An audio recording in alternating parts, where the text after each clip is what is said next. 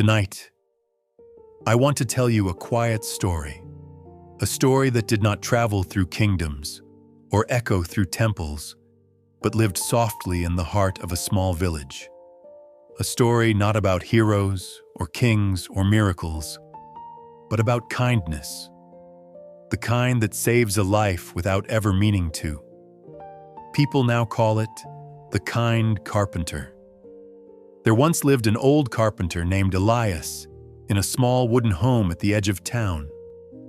Every morning before sunrise, he lit a small oil lamp, tied his worn apron, and sat at a workbench covered in curls of sawdust.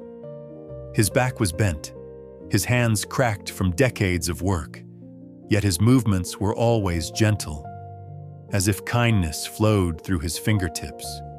He carved chairs, tables, roofs, and door frames, never for wealth, never for praise, but because he believed that anything built with kindness would stand longer than anything built with pride. He was not rich, not famous, but if you asked anyone in town who the kindest person was, they would whisper, Elias.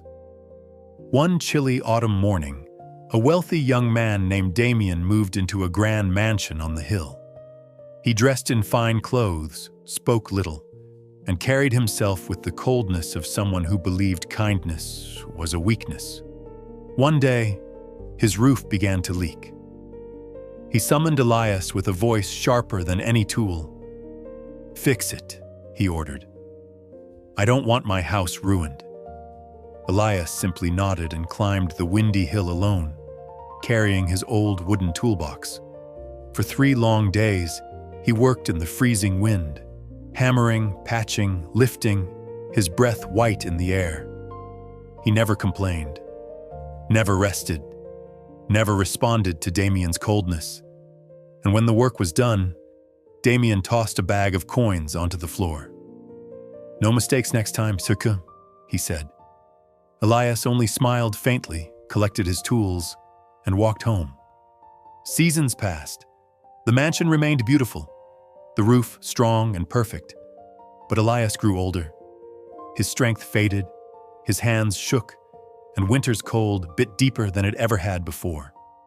One stormy night, the roof of Elias's own home finally gave way. Rain poured inside. Wind howled through cracked walls, and the old carpenter, weak with fever, could barely rise from his bed. "Maybe," he whispered, "this is where my journey ends." But at dawn, the door creaked open softly. Footsteps entered, steady but gentle. It was Damien. Not in fine clothes, not with arrogance, but with worry in his eyes. In his arms were blankets, warm soup, and new wooden planks. "I'm here to fix your roof," he said quietly. "Forgive me for coming so late."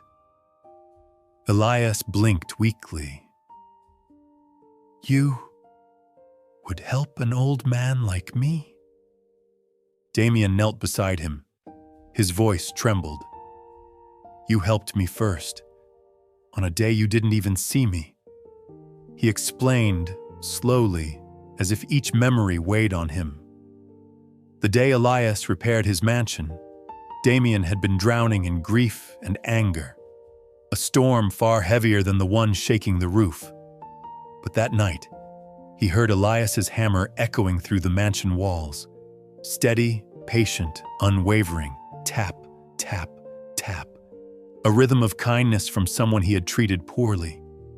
"That sound," Damien whispered, "told me that someone out there still cared enough to build something strong for me, even when I didn't deserve it." That night, I cried. You saved me without knowing it. Tears warmed Elias's tired eyes. He had simply done his work. But kindness often travels farther than we ever imagine.